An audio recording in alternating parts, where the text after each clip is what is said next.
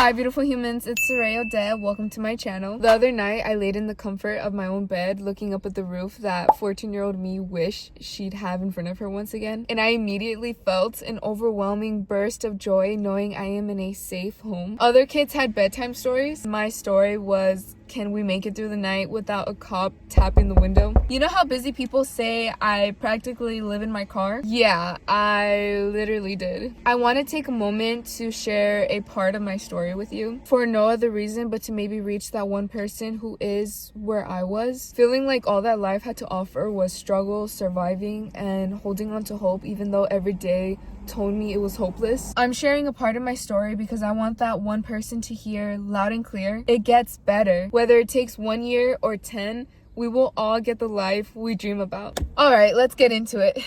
The summer before my freshman year of high school, my single mom of two, me and my little sister, got us an apartment after living with my grandma for over a year. I was the happiest girl ever. I finally got my own bed, my own space to put my own clothes, pretty much a place I could call mine. Summer ends and my first year of high school is here. Quick little backstory, I very much struggled with low self-confidence from having a binge eating disorder that I used to cope with from having a shitty childhood, which caused me to be 300 pounds at 14. Crazy. The previous years of school, I dealt with the usual bullying, zero friends, total isolation. So going into my freshman year, I completely expected for that to continue. First day of orientation, I'm sitting alone all the way in the back, and all of a sudden I hear, "Hi, can I sit with you?" I look up and I see the most sweetest, prettiest girl ever. Honestly, in that moment, I thought it was a joke. It wasn't. We became best friends every day without fail. We were glued to the hips. I was so happy. I lived in an apartment and I had my very first friend. 3 months passed by. One afternoon, my mom sits me down in the living room. I could already tell the news I was about to get was going to strip me away from the stable life I was finally getting to experience. She breaks the news and tells me that her job let her and her many coworkers go, and without her job, she wouldn't be able to pay the rent. I was told that I had to get rid of a lot of my stuff and only keep what will fit in our car.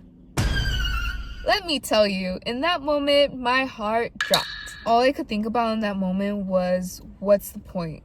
What's the point of living if it's constant disappointment? I might have cried for a minute or two, and then I asked my mom, why couldn't we live with my grandma again or my aunts? Why couldn't she get another job? Why did we have to leave our home? She explained her situation to me, which at that moment was completely valid. My grandma was a no-go, but she told me that she was going to contact her sister to see if we can stay with her while she gets back on her feet. The day came, I stood in my empty room for the last time, put my last bag in the car, and there we were, living in our car. But hey, character building, right? That's what people would say when they didn't want to admit we should have been sleeping in a warm bed, not in the backseat of my mom's car in a rich neighborhood. Oh yeah, and the whole situation about living with my mom's sister, that didn't happen. We didn't have any family support or money. I remember one night my mom, sister, and I were searching the floor at a gas station for coins so we can have enough for gas money. I remember we ended up collecting like $2 and were able to get gas to drive to a good spot to sleep. I remember one specific night, it was freezing cold, that my mom used the last of her gas to turn on the heater for 20 minutes. I honestly think that was the turning point for her. The next day we went to a park, sat on a bench, and she told me that we were going to be moving to my uncle's in Mexico until she is able to financially care for us again. I think I was so used to bad news on bad news that I didn't even care. I was just like, do it for the plot. But that also meant no more living in the US. I had to say bye to the only friend I've ever had, and I couldn't finish my freshman year of high school. The only request I made to my mom was letting me say bye to my friend before we left for Mexico. I was so embarrassed that I was homeless that I just decided not to tell her that I'm moving to Mexico and not finishing my education. We said goodbye, and 2 days later, we were on our way to our 10th official home. Not even joking. By the way, we drove, we didn't take a plane. Mexico was 2 hours away. To be honest, when we got there, it felt oddly comforting. I don't know what it was. Maybe it was just the fact that we had a roof over our head now, but I don't know. My mom, sister, and I shared a room, a closet, and a queen-size bed. My mom was out of the house every day, all day, looking for a job. So it was just me and my little sister in the room all day. She eventually found a job. and I decided to take on the responsibility to save that money to the T to be able to move back to the US. We lived in Mexico for more than a year, and the day finally came.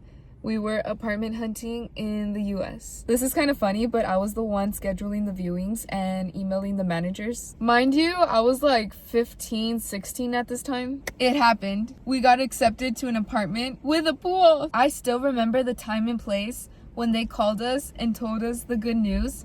I cried like a baby. I was going to be able to finish high school and get my diploma. Even though I had a fear of it not being permanent, I made sure to take advantage of school. And that's also around the time I decided to become a babysitter slash nanny, so I can make sure that my family and I are never in that position to be homeless again. 6 years later, and I still live in that same apartment, which, by the way, I've never lived in a home that long. My family and I are financially stable and happier and healthier than ever. Oh yeah, and I graduated high school on time as valedictorian of my school. When you've spent your childhood scraping by, fighting for scraps of love, safety, and stability, it feels like the world is telling you happiness is not meant for you. But here's the truth. Surviving it all, it means you've got strength that doesn't come from comfort. It comes from being broken over and over and still deciding to stand back up. What you've built from nothing is everything. Now, every peaceful night, every space that is mine, it's not just a home. It's a reminder, no matter how bad the situation is, it's not permanent. Better days are already on their way. Thank you so much for clicking my video. I really appreciate it. You know the drill. If you're hot, go ahead and press the like button and subscribe. I don't make the rules. Remember, take care of yourself. You're the only one you have at the end of the day. Okay? Bye.